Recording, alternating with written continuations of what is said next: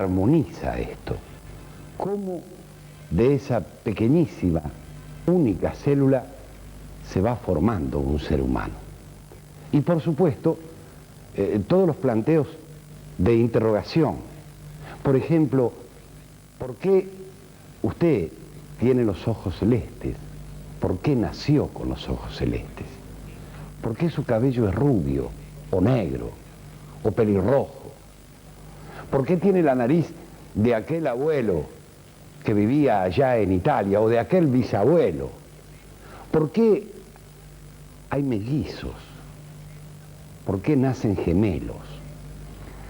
Es sensacional todo lo que se está comprobando a partir de esa organización, la organización genética, la cadena genética, a partir de ese elemento que no se conoce desde hace mucho tiempo, que es absolutamente contemporáneo y el cual nos está dando la fórmula de la fabricación, ni más ni menos, de la criatura más perfecta, del hombre.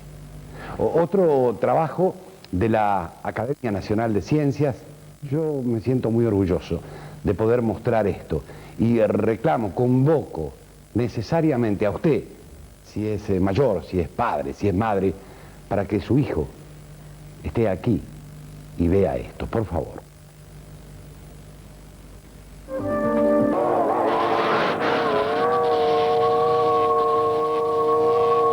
En laboratorios de todo el mundo, lo que alguna vez fue ciencia ficción se hace realidad. Estamos descifrando un código oculto encerrado en cada uno de nosotros. Tenemos ahora las herramientas para explorar los grandes misterios de la vida. Con asombrosa precisión, un científico capta los primeros momentos de la vida y altera el destino de un organismo simple.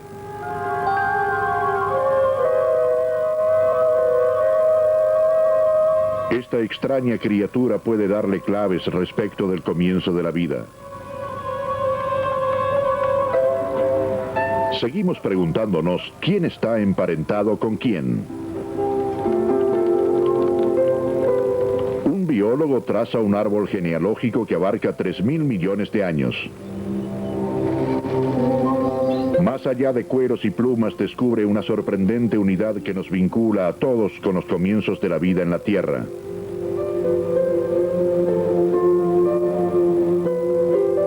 Los mellizos desafían nuestras ideas sobre la herencia.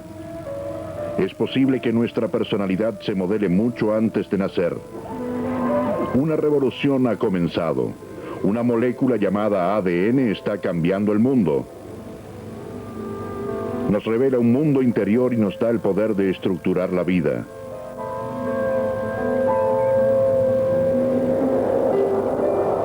Esta elegante espiral revela cómo lo semejante engendra lo semejante. Cómo nos desarrollamos y crecemos. Nos eslabona en la gran cadena de la vida. Y sin embargo nos hace únicos. Únase a nosotros para explorar un universo molecular, una travesía por el intrincado laberinto que es la geometría de la vida.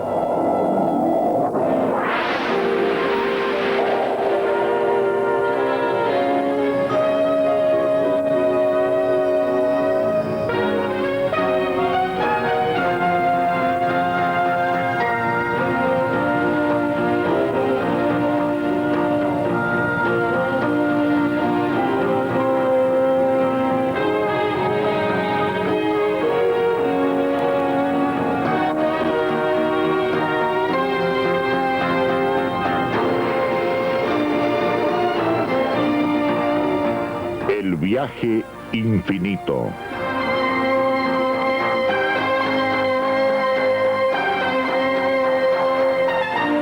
La geometría de la vida.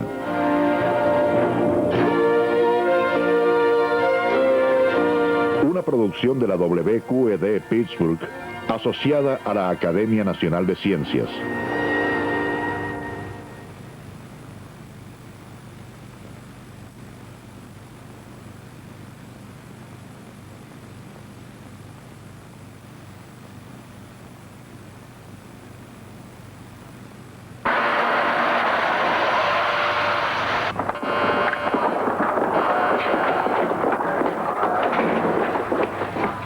Hasta los 32 años, Mark Newman no tenía motivos para sospechar que la historia de su vida sería de interés para la ciencia.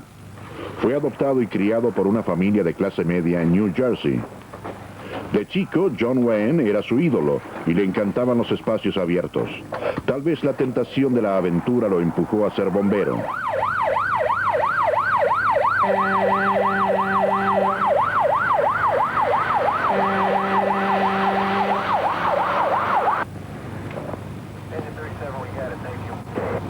A solo 100 kilómetros de allí, otro bombero hace su ronda. A Jerry Levy también le gusta luchar contra el fuego, pero él y Mark Newman tienen algo más en común. Reunidos después de 32 años, ahora saben que son gemelos. Mis padres me dijeron que era adoptado. Ellos no eran mis padres naturales, o sea que tenía familia en algún lado, pero realmente no pensaba mucho en eso. Bien, era lo que pasaba. No me preocupaba encontrar a mis verdaderos padres, o si tenía, bueno, parientes naturales, hermanos, hermanas, no me preocupaba. Pero en el fondo de mi mente había, bueno, sentía que algo me faltaba en la vida. Encontré a mi hermano y ese vacío que tenía se fue inmediatamente. Esa partecita de mi mente que me decía que algo faltaba en mi vida se llenó. El hecho de que los dos seamos bomberos es sugestivo. Nosotros tenemos un dicho, bueno, que los bomberos no se hacen. Se nace bombero. O sea que es natural. Somos mellizos gemelos y los dos bomberos. Nacimos para bomberos. Jerry y Mark son gemelos porque heredaron genes idénticos. Su historia desafía las ideas largamente sostenidas sobre la herencia. En la Universidad de Minnesota, algunos mellizos ayudan a los científicos a entender cómo los genes nos hacen quienes somos. Hola, Judy Jill. Hola. ¿Cómo les va? Bien, bien. Bienvenidas al laboratorio. Gracias. Lo primero que vamos a hacer... Judy Gray y Jill Freeman se someterán a 6 días de pruebas que incluyen un examen físico intensivo y un estudio completo de personalidad. Veamos tu peso. Mi peso. Siga delgadas. Es lo correcto. No es sorprendente que en casi todas las pruebas físicas su rendimiento sea parejo. Lo intrigante es su proximidad psicológica. Normalmente esto podría atribuirse a una vida familiar en común. Pero hasta los mellizos separados al nacer comparten con frecuencia los mismos modos y el estilo de vestimenta, los mismos sueños y fobias.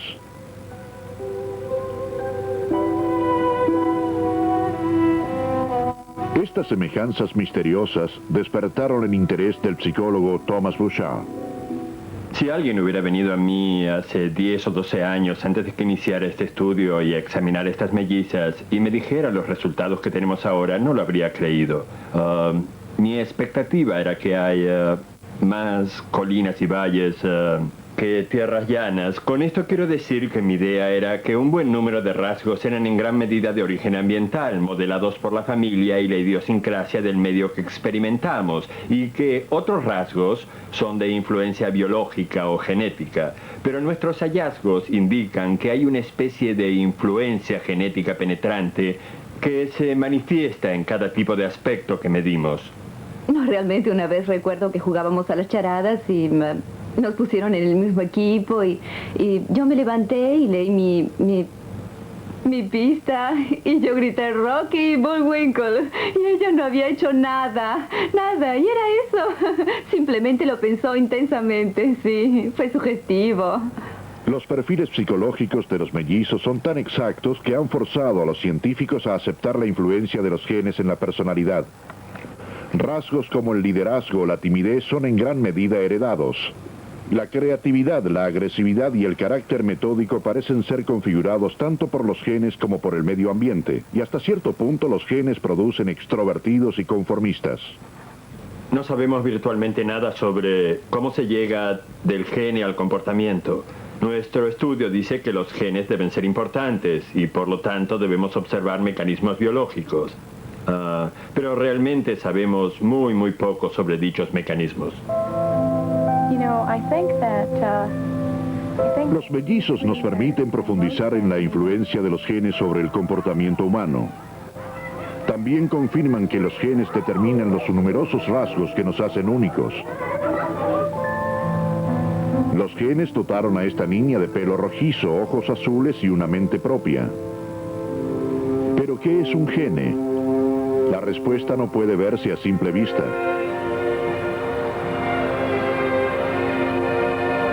El universo humano, 100 billones de células vivas. En todas y cada una de las células están todas las instrucciones para hacer un ser humano. Protegida en el núcleo está nuestra herencia genética, el legado de padres y antepasados. Estas largas moléculas se llaman ácido desoxirribonucleico, ADN. La estructura del ADN se parece a una escalera torsionada en una espiral conocida como doble hélice. Para formar cada peldaño de la escalera, 4 sustancias químicas simples forman pares precisos. La adenina con la timina y la citosina con la guanina. Resumido en A, T, C y G, este es el alfabeto de 4 letras del código genético. Letra por letra, cada uno de nuestros genes está escrito sobre la doble hélice. Un gene para el color de los ojos, otro para el tipo de sangre, otros dan forma y definen el cerebro. En total, 100.000 genes para crear a un ser humano. ¿Cómo se hereda el código genético de una generación a la siguiente? Debido a su ingeniosa concepción, el ADN se copia a sí mismo. Primero, la doble hélice se abre en 2 filamentos separados. Sobre cada filamento, otra molécula une cada A con una T, cada C con una G. Letra por letra se recrea la mitad faltante de cada peldaño. El resultado, 2 copias idénticas de ADN. Ahora las moléculas de ADN se enrollan en estructuras complejas llamadas cromosomas. Los genes están listos para ser pasados a la generación siguiente. En una fotografía detenida, una célula se divide. Los cromosomas se separan. He aquí la herencia en acción. Recibir a un nuevo miembro de la raza humana es motivo de celebración. Para los padres y parientes orgullosos, un bebé recién nacido es el valioso vínculo que ata una generación a la siguiente. Nos deleitamos al descubrir que el recién nacido heredó la nariz de la madre o los ojos del padre. Nos maravillamos ante sus proporciones perfectas, cada cosa en su lugar, cada manito y cada pie expertamente esculpidos. El milagro de la vida sigue siendo un misterio antiguo y profundo.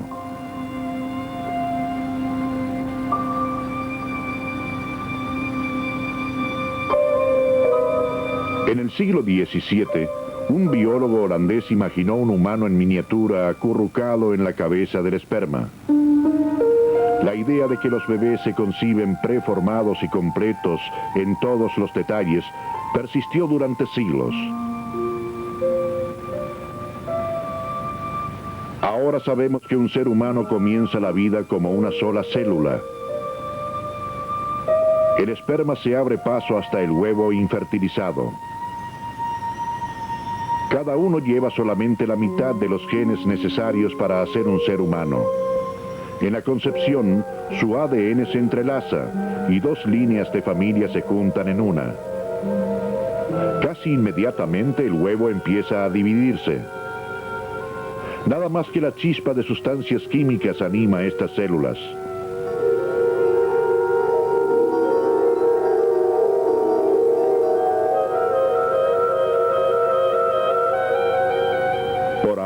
son idénticas, pero pronto se convertirán en cerebro y hueso, corazón y piel. La asombrosa transformación comienza profundamente dentro de cada célula. He aquí la maquinaria que transcribirá el lenguaje del ADN a un ser humano.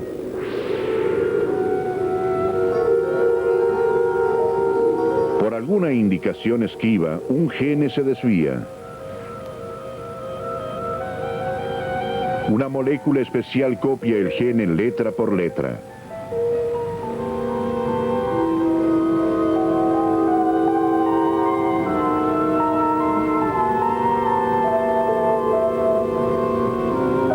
Fuera del núcleo, una pequeña fábrica de sustancias químicas descifra las instrucciones genéticas y elabora una proteína, la materia prima de la vida.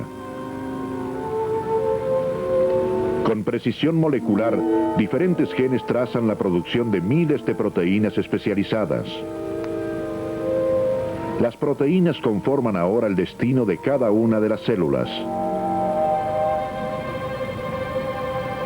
Este embrión humano está a punto de ser transformado. En 2 semanas de fertilización, las células empiezan a congregarse y arman los cimientos imprecisos de una columna vertebral.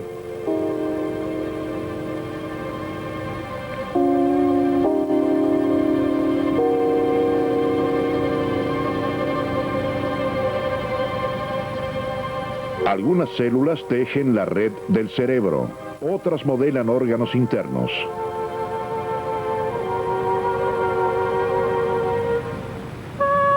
A las 4 semanas, un grupo de células empieza a pulsar y un pequeño corazón empieza a latir.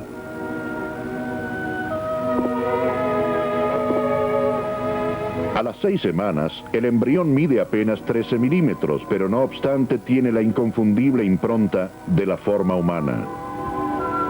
A las 8 semanas, los genes envían señales para echar los cimientos de la mente humana.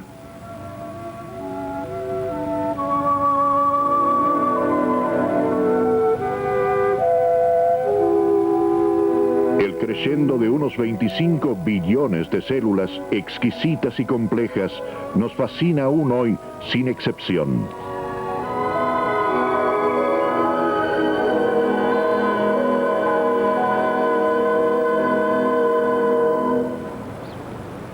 En la Universidad de Columbia, en Nueva York, un científico joven explora los mecanismos del desarrollo. Michael Levine se siente intrigado y perplejo ante un interrogante. Sabe que los genes controlan el desarrollo, desde la célula aislada hasta el organismo complejo. Pero ¿cómo llega el gene correcto a la célula correcta en el momento correcto? Para descubrirlo, toma una criatura simple, Drosophila, la mosca de la fruta común. Las moscas de la fruta son sujetos ideales. Se multiplican prolíficamente, una generación nueva cada 2 semanas. Muy pronto los investigadores notaron mutaciones en la mosca de la fruta, variaciones que se producían naturalmente en el tamaño del cuerpo, la forma de las alas y el color. Las mutaciones son causadas por cambios en los genes de la mosca de la fruta. Los científicos también pueden crear mutaciones propias. Primero se extrae ADN de una mosca de la fruta y se lo altera químicamente.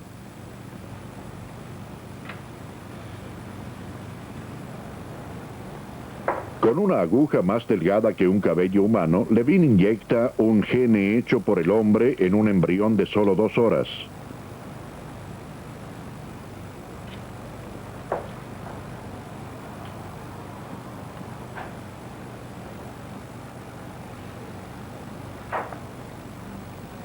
Si se produce una mutación, puede ayudarle a entender el papel de este gene en el desarrollo.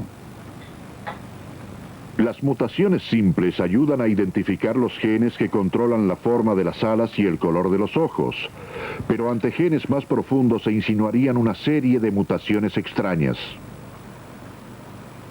En el curso de muchos años, creando mutaciones en diferentes genes de Drosophila, identificamos una espectacular clase de mutaciones llamadas mutaciones somiáticas que, identificadas, tienen importantes implicancias en cuanto a la forma en que las moscas y tal vez otros organismos se desarrollan.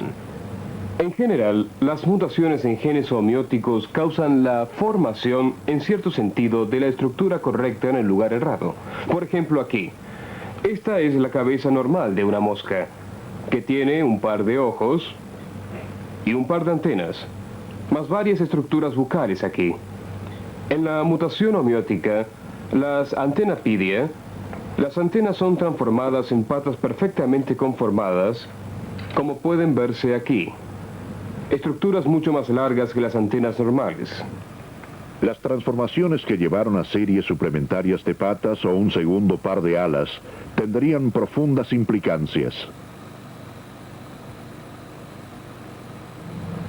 La presencia de estas espectaculares mutaciones inmediatamente sugieren que no todos los genes son iguales en el control de los procesos de desarrollo y también que esos genes son conmutadores principales que realmente controlan el desarrollo de manera jerárquica, o sea, que influyen en las actividades de otros genes o subordinados que a su vez ejecutan la voluntad del conmutador principal.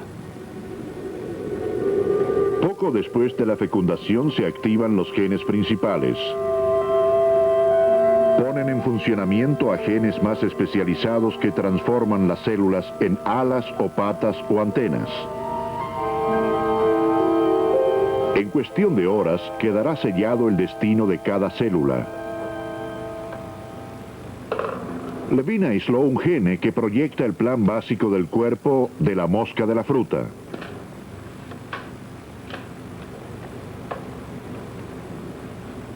Ahora observa el desarrollo del drama. 2 horas después de la fecundación, aparece un embrión indefinido y amorfo. Apenas 20 minutos más tarde, un gene principal crea orden a partir del caos.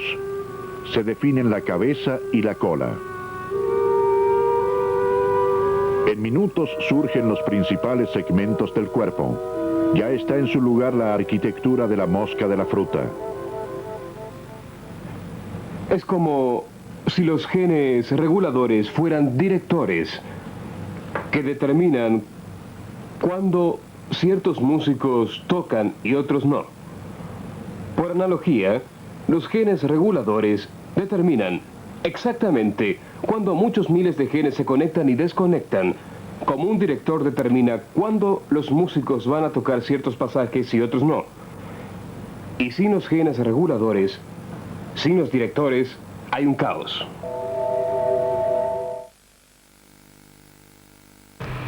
El Pacto Internacional de Derechos Civiles y Políticos, ratificado por nuestro país, garantiza el derecho de toda persona a no ser detenida arbitrariamente, a ser juzgada por tribunales independientes e imparciales, a circular libremente, a entrar y salir del país sin restricción alguna. Es un mensaje de la Subsecretaría de Derechos Humanos del Ministerio del Interior. Concurso de dibujos de pesebres para niños de hasta 12 años. Se recepcionarán hasta el 31 de diciembre en Canal 5, Galería del Paseo Local 4 y en las siguientes parroquias: San José Obrero, Santa Rosa de Lima, Cristo Redentor. Los premios se entregarán el día 5 de enero a las 18 en la sede de la Liga de Madres de Familia, Jujuy, 1770 Rosario.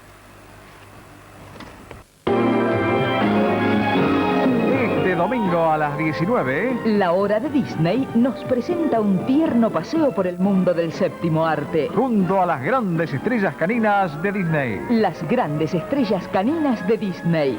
Pluto y sus amigos en una divertidísima entrega. Este domingo a las 19 en Canal 5, el canal de Rosario.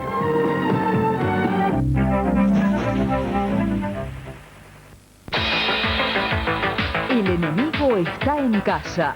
Este domingo a las 20 en Airwolf, Lobo del Aire. Con Barry Van Dyke y Gina Ingrid Davis. El enemigo está en casa. Un doble agente debe ser protegido por el equipo especial del Lobo del Aire. Este domingo a las 20 en Canal 5, el canal de Rosario.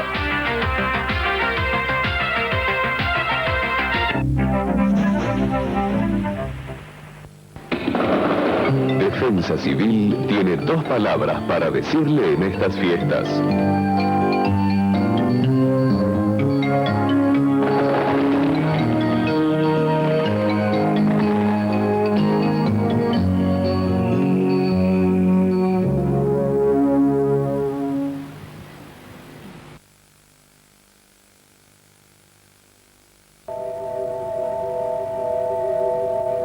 Y así, la exquisita orquestación de los genes es la que transforma a una célula aislada en un organismo complejo.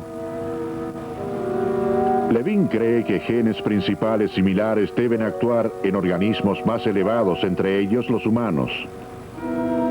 La simple mosca de la fruta proporciona una clave para uno de los permanentes misterios de la vida.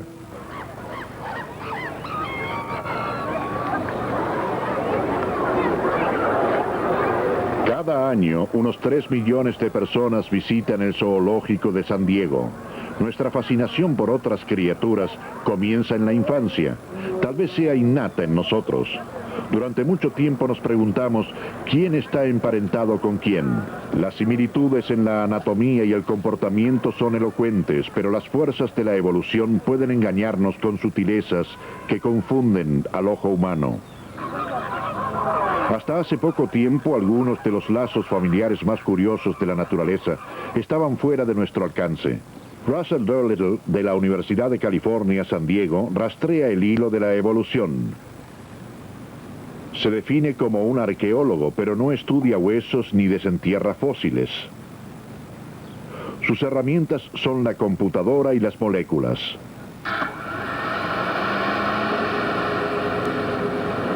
Como un criptólogo que descifra un idioma antiguo y perdido, Doolittle usa las herramientas genéticas como una piedra roseta biológica. Para él, la historia de la vida está escrita en las moléculas del ADN. Vivimos tiempos extraordinarios en el campo de la biología, y la principal razón es este diluvio de información proveniente de lo que se llama la secuencia del ADN. En la secuencia del ADN se estudian una vida u organismos descubriendo los fotocalcos genéticos. Aparece en forma de un código Morse. Son millones y millones de pedacitos de puntitos y guiones que se llaman A, G, C y T, y en base a eso podemos leer toda la historia, no solo sobre un particular organismo, sino de dónde viene el organismo y de dónde venimos todos. Ahí reconstruimos 3.000 millones y medio de años de evolución en la Tierra. Para leer el ADN, las moléculas son primero divididas en fragmentos. Cubiertas y manchadas con una tintura radiactiva, son luego inyectadas en lo que los técnicos llaman un gel para electroforesis. Una corriente eléctrica potente empuja los fragmentos en el gel. Separados según el tamaño, dejan atrás una forma fantasmal.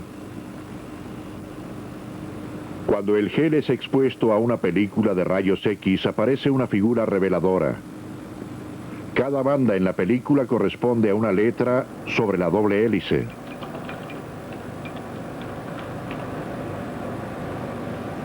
Letra por letra se asienta prolijamente en la computadora una secuencia del ADN.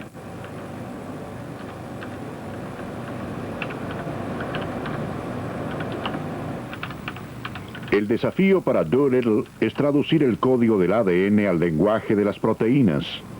Luego comparará las secuencias de proteínas para ver cómo están relacionadas dos especies.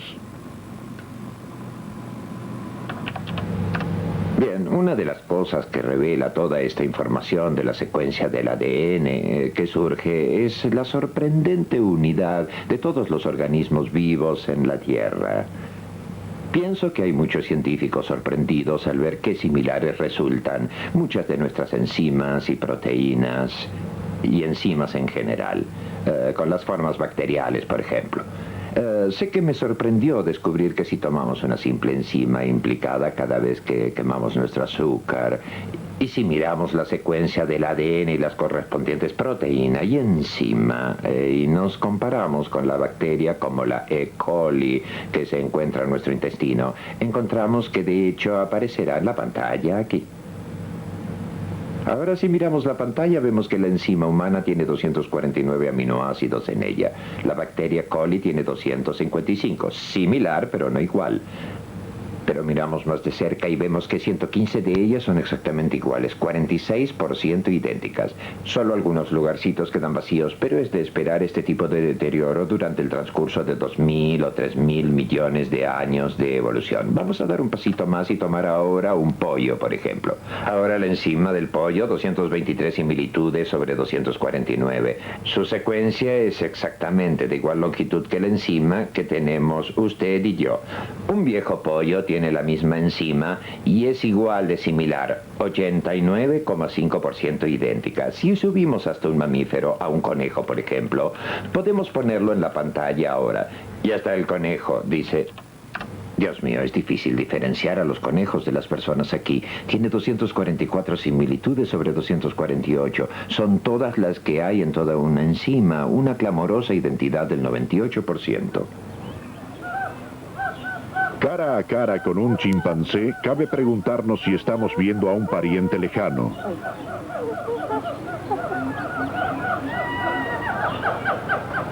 Los monos nos observan con igual curiosidad.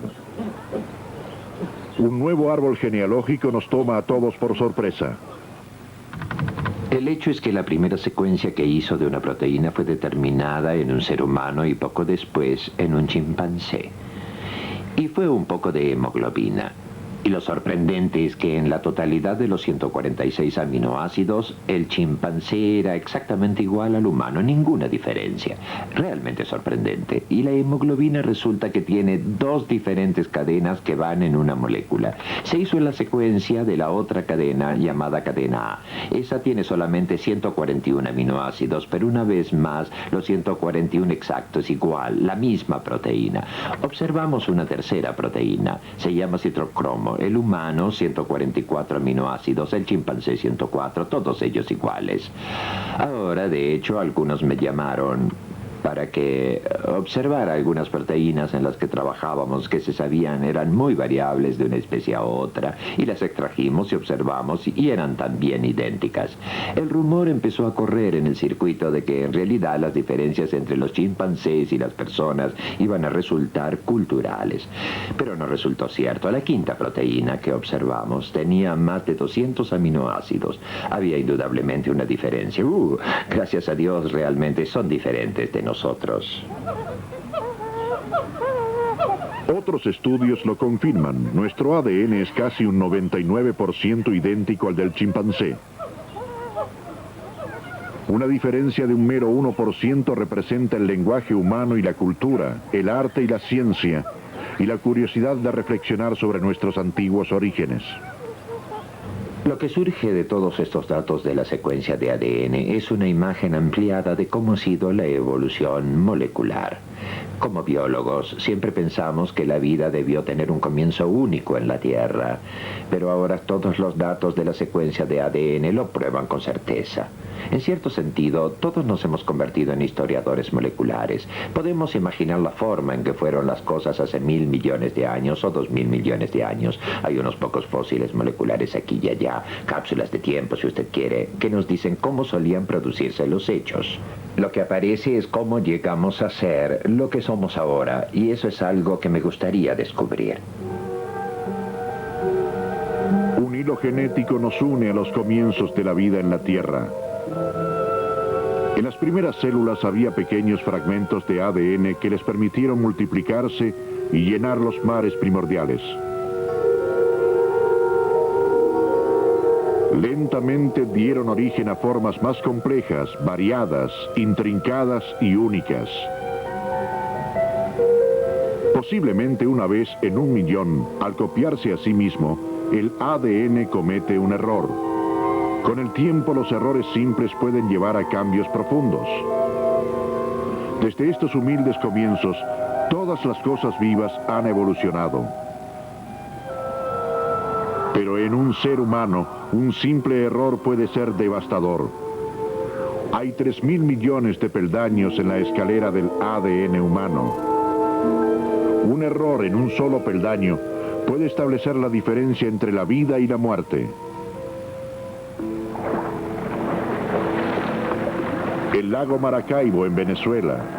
Aquí, 100 años atrás, una mujer llamada María Concepción Soto murió de una enfermedad neurológica llamada mal de Huntington. Hoy sus descendientes llevan su gene mortífero. El mal de Huntington generalmente ataca en la madurez, provoca un lento deterioro del cerebro y del sistema nervioso. No hay tratamiento ni cura.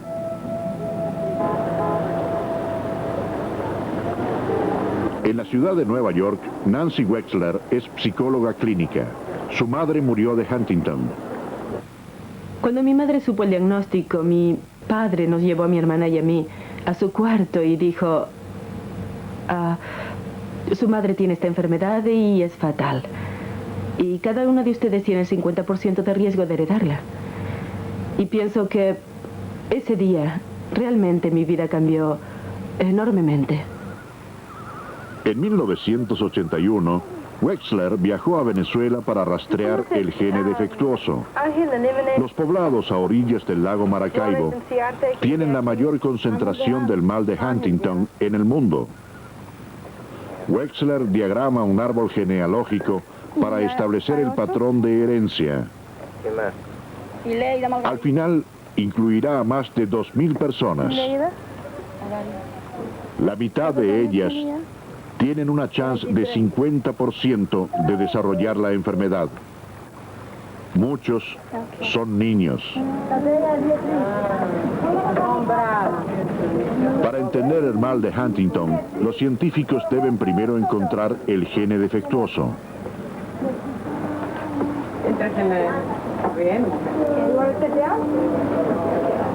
¿Cómo es tu nombre? ¿Cómo te llamas? Beatriz. Pasa un momento angustioso la pequeña Beatriz Soto cuando le sacan una muestra de su sangre.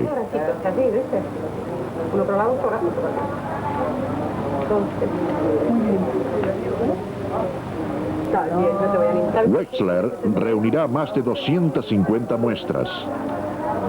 La respuesta está en algún lugar del ADN. En el Hospital General Massachusetts, en Boston, las muestras de Wexler son analizadas por el biólogo James Guzzella. Buscar un gene es como buscar una aguja en un pajar. Pero Guzzella tenía un plan. Compararía los ADN para encontrar un marcador, un patrón distintivo que se herede siempre con la enfermedad. La investigación pudo haber llevado décadas. Increíblemente, en el 12º intento encontró un marcador. Eso es un ejemplo de tipificación de personas con un marcador relacionado con el mal de Huntington. Cada camino aquí representa el ADN de un miembro diferente de la gran familia venezolana que recogió Nancy Wexler. Y podemos relacionar los patrones que aparecen aquí con la relación de estas personas en la grandísima familia venezolana en cuanto a quiénes fueron los padres de los distintos chicos, quién era la madre, quién era el padre. Luego miramos estos patrones y vemos cuál se relaciona en herencia con el gene enfermo. En este caso en particular, es indicado por la presencia de esta línea más baja, aquí debajo de la línea más común encontrada en todos. En este caso, tenemos una mujer afectada que tiene esta línea, cuyo marido no está afectado y no la tiene. Tienen 4 hijos. Los 2 primeros hijos no tienen la línea, y de hecho no tienen el mal de Huntington. Los 2 hijos siguientes tienen esa línea, y ambos tienen el mal de Huntington. Para Nancy Wexler y la gente del lago Maracaibo, el descubrimiento del indicador constituye una felicidad conflictiva. Finalmente llevará a los científicos hasta el gene del mal de Huntington y ojalá hasta una cura. Cuando uno ve a esos chicos y sabe que alguno de ellos seguramente lleva ese gene fatal y uno sabe qué les va a pasar y uno lo ve, lo sabe, uno va allí y visita a sus madres y padres muriendo en la cama y sabe que eso les va a pasar a ellos, es absolutamente horrible. Y antes de que encontráramos el indicador, a veces sentía sosteniendo a una niñita que moría de Huntington que quería sacudirla, que pudiera sacarle ese gene para ver qué había dentro y así sabría dónde está uno y qué le está haciendo. Y es como estar poseídos. Pienso que muchas veces trabajamos allí como locos, porque uno sabe que cuanto más pronto se llegue, un año antes, tal vez puedan salvar sus vidas. Perseguir al gene mortífero antes de que una nueva generación sea su víctima es una carrera contra el tiempo. Pero para los niños del lago Maracaibo, ahora hay esperanza.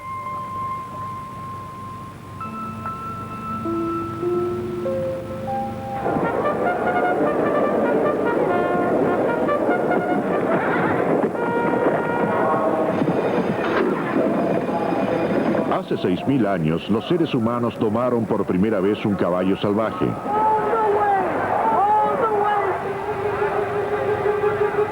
Desde entonces hemos modelado al animal a nuestro gusto. La cruza, el logro final de siglos de cría selectiva. Pero crear a un campeón es una ciencia imprecisa. El criador Buddy Johnston lleva 30 años en eso. Estamos muy excitados con esta nueva cría. Su padre fue segundo en el Derby de Kentucky, ganó más de $1 millón. Y su madre era una de las mejores yeguas de carrera en América. Y ahora, con un poco de suerte, tal vez podamos sacar a uno que nos lleve al círculo de los ganadores. Podría ser bueno. Aún con buenas posibilidades, un ganador es una apuesta arriesgada. Hoy en día podemos manipular la vida como nunca antes. Una revolución ha empezado. Con herramientas químicas para cortar y empalmar el ADN, podemos trasladar genes de un organismo a otro o recombinar el ADN de dos especies diferentes. Con la tecnología de combinación del ADN, los investigadores pueden ahora convertir las formas más simples de vida en fábricas vivas de sustancias químicas. Dentro de una bacteria hay pequeños cabos circulares de ADN. Mediante una intrincada cirugía química, se corta un cabo y se inserta un gene humano.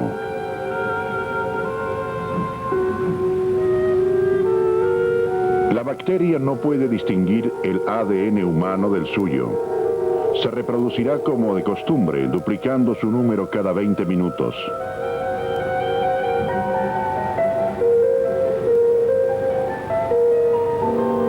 En horas, millones de fábricas microscópicas producen proteína humana.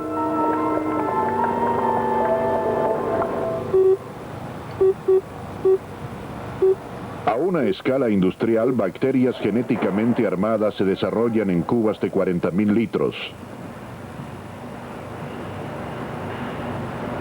A partir de los organismos más simples, recogemos una cosecha que puede salvar vidas humanas.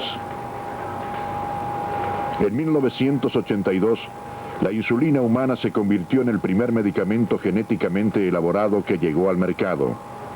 Desde entonces hemos usado la tecnología de combinación del ADN para desarrollar mejores vacunas y herramientas precisas de diagnóstico. Estamos creando moléculas en base al paciente para luchar contra el cáncer y ahora podemos tratar una enfermedad genética que nos flageló durante siglos. Pensemos en la enfermedad de los reyes. La reina Victoria vivió hasta la edad de 82 años, pero llevaba un gene para la hemofilia, un trastorno sanguíneo que aqueja solo a los hombres. El gene de Victoria se introdujo en varias de las familias reales de Europa. Su nieta Alexandra se casó con el zar Nicolás de Rusia. Su hijo Alexis heredó la enfermedad. La hemofilia se produce por una mutación en el gene de la coagulación de la sangre. Sus víctimas sufren hemorragias internas y son debilitadas por su propia sangre. No hubo ningún tratamiento para Alexis. Se dice que el Palacio Real repetía el eco de su llanto. La familia de George McCoy también fue alcanzada por la hemofilia. El gene defectuoso le fue transmitido inadvertidamente por su madre. George nació en 1947 y es el menor de 4 hijos. Una de sus hermanas es portadora de la enfermedad. Su hermano mayor, Richard, sucumbió a la hemofilia a los 29 años. En 1947 se sabía poco sobre la hemofilia y no era mucho el tratamiento. Pero cuando entré en primer grado, nuestro médico familiar aconsejó que fuera con muletas para protegerme de los otros chicos en caso de accidente. Y fue entonces cuando me di cuenta de que yo era muy diferente. Y claro que los otros chicos no iban al hospital ni tenían que quedarse durante días cuando algo malo o peligroso pasaba. Al llegar a la secundaria estaba inscripto. Me iba bien en los estudios y era activo en un montón de clubs y fui presidente del consejo estudiantil en mi último año. Después fui a la universidad, ¿sabe? Esos años también fueron buenos. Cuando salí de la universidad y me casé y salí a buscar trabajo, fue cuando encontré muchas dificultades y probablemente el mayor tiempo de mi vida limitado por la hemofilia se dio en ese momento. Yo iba a una entrevista y en el lugar me decían, no, empleamos a una persona con hemofilia y nunca volveremos a cometer ese error. Yo estaba muy deprimido y no quería salir de casa. Dejaba las persianas bajas, no contestaba el teléfono y si bien tenía mucho amor y apoyo de mi familia y amigos, igualmente estaba deprimido. Lo que cambió las cosas para mí fue descubrir el factor 8 y esa era la proteína coagulante que me faltaba. Los hemofílicos carecen de una proteína sanguínea vital llamada factor 8. En la década del 60, los investigadores hallaron una forma de extraerla de la sangre humana. Por primera vez, los hemofílicos podían tratarse a sí mismos. Antes, la única terapia era transfusiones masivas y prolongadas internaciones en hospitales. Gracias al factor 8 y a mi posibilidad de controlar la hemorragia, pude manejar autos, caminar por un campo, llevar una vida social y finalmente mantener un empleo e ir a trabajar todos los días. Pude ser feliz, pude ser un ser humano esencialmente.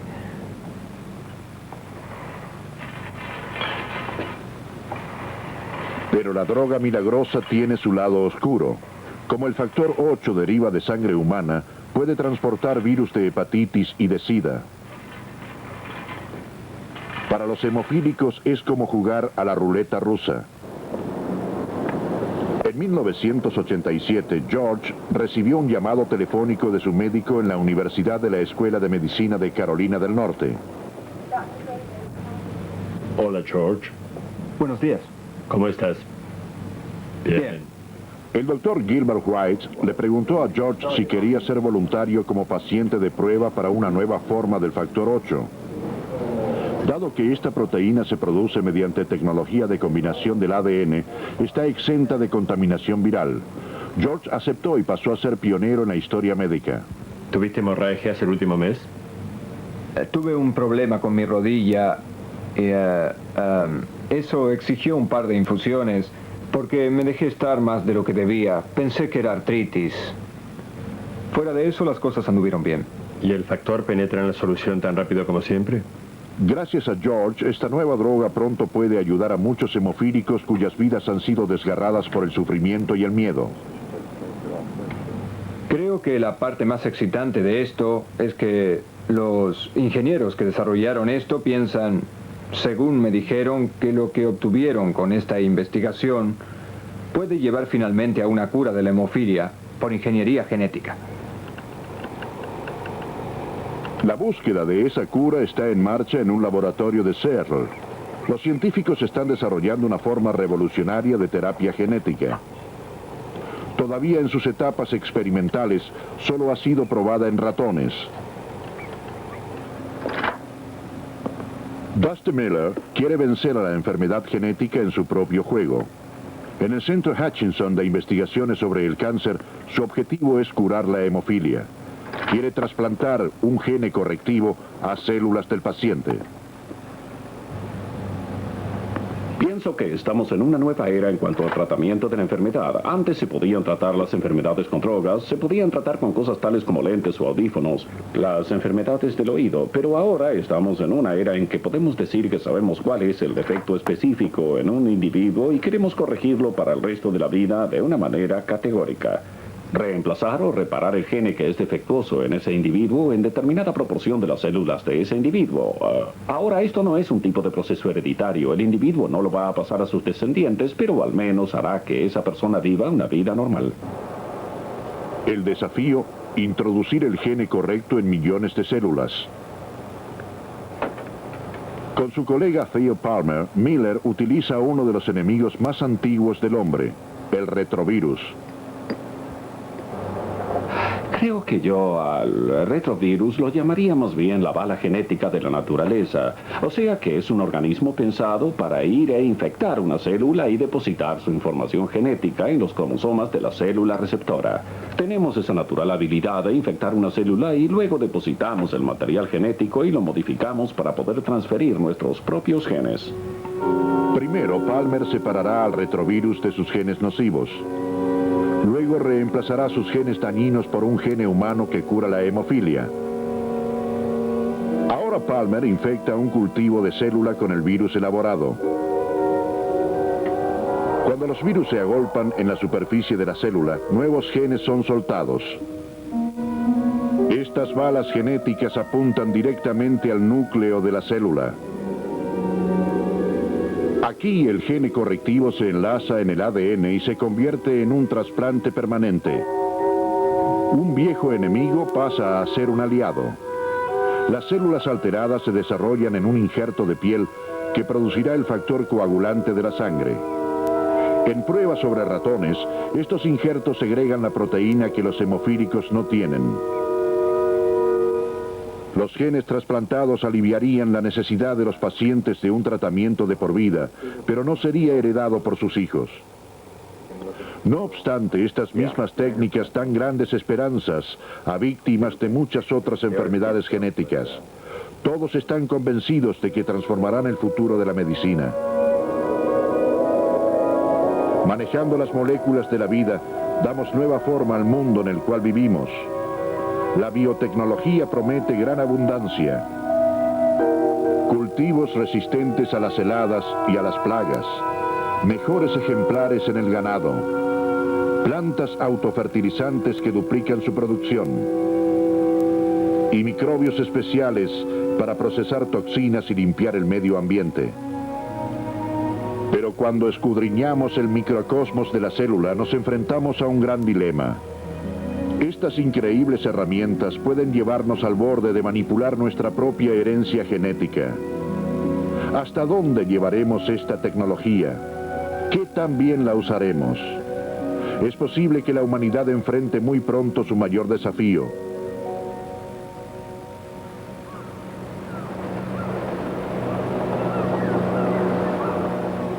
Si hay un hecho que marca el comienzo de la revolución biológica, es el descubrimiento hace 35 años de la estructura del ADN.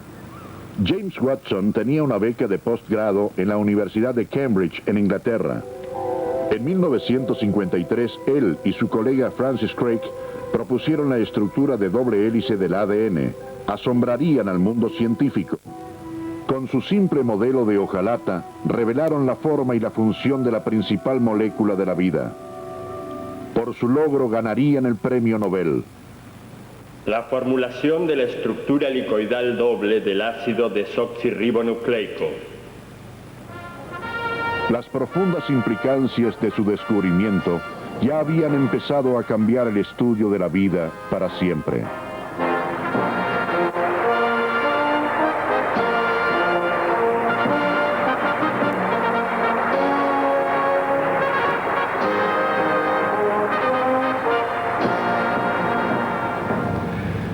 Cuando lo descubrimos, no teníamos idea de que, digamos, incluso vivos, llegaríamos a donde estamos ahora.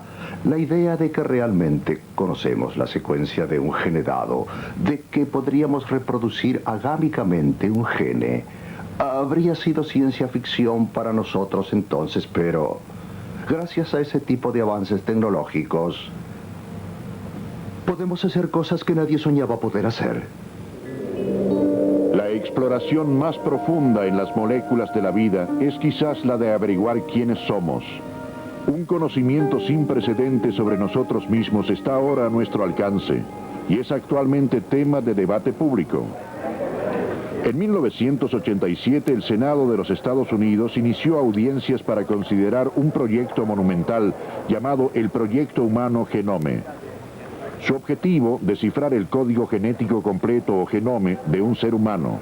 El proyecto exigirá el concurso de laboratorios y universidades nacionales y de la industria privada. Lo que realmente querían hacer es establecer que la exploración del genome humano en un camino acelerado constituye un objetivo. ¿Y por qué? El proyecto del genoma humano es osado debido a su alcance, semejante quizás a llevar a un hombre a la luna. Se estima que hay unos 100.000 genes en el genoma humano. Hasta ahora solo se ha identificado a un 1%. A medida que empecemos a localizar a todos nuestros genes, podremos señalar la causa de miles de enfermedades genéticas conocidas, el primer paso hacia la cura. Descifrando la secuencia de unos 3.000 millones de peldaños de ADN humano, finalmente completaremos el calco de un ser humano. Se inaugurará una nueva era de la medicina nuclear. Un importante defensor del proyecto es el premio Nobel Walter Gilbert de la Universidad de Harvard. El proyecto Genoma Humano surge a partir de una cantidad de avances en la tecnología. Hay momentos en la historia de la ciencia, como el descubrimiento del ADN, en que el descubrimiento en particular deforma o cambia la forma en que miramos el mundo. El descubrimiento del ADN nos dijo cómo pasa la información genética de padre a hijo. El descubrimiento del código genético nos dijo cómo interpretar dicha información. Los descubrimientos sobre la evolución nos dijeron cómo encajamos en la gran cadena de la vida, desde el comienzo de la Tierra. El proyecto Genoma Humano es una elaboración de esas ideas especiales. Representa un particular momento en la historia en el cual sabremos todo lo que se puede saber sobre el ser humano desde el punto de vista genético. Con las técnicas actuales, un científico solo tardaría unos 30.000 años en descifrar todas las letras en el genoma humano.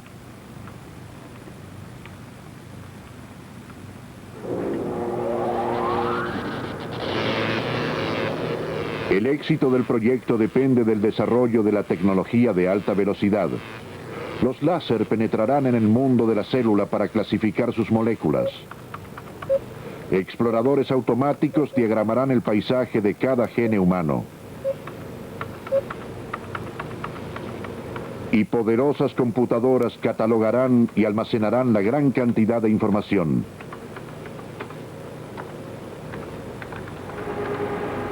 Finalmente, el libro de la humanidad llenará una enciclopedia de 1000 volúmenes.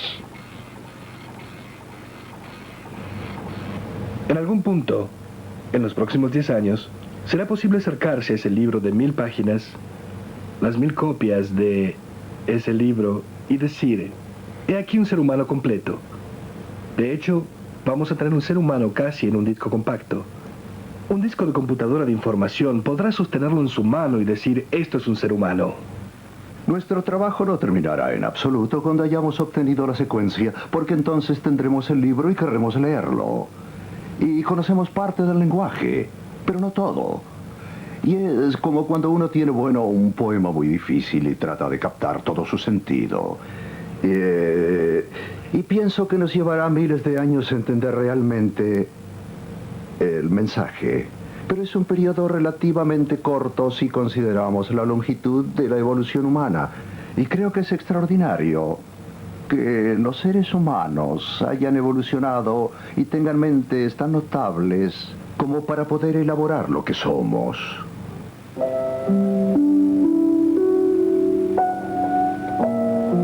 Todos somos producto de la geometría molecular en el centro de la vida. La exploración del ADN está empezando a responder nuestras preguntas más desconcertantes.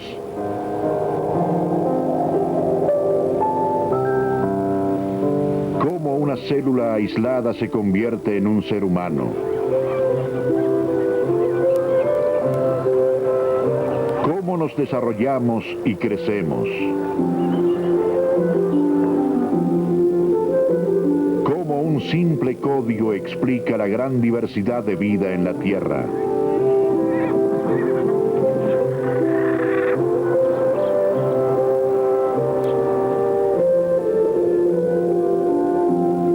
¿Cómo estamos todos conectados con el pasado, con los demás, con el futuro? En medio de esta gran aventura, podemos descubrir lo que nos hace únicos, humanos.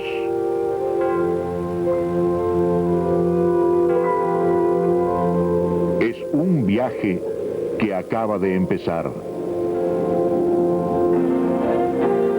Doblado al español en Video Record.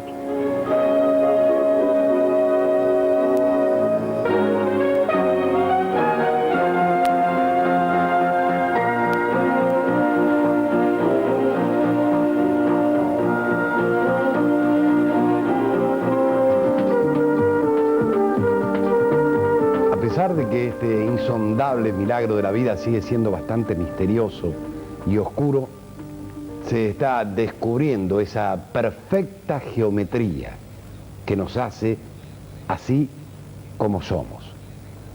Era un trabajo de la Academia Nacional de Ciencias.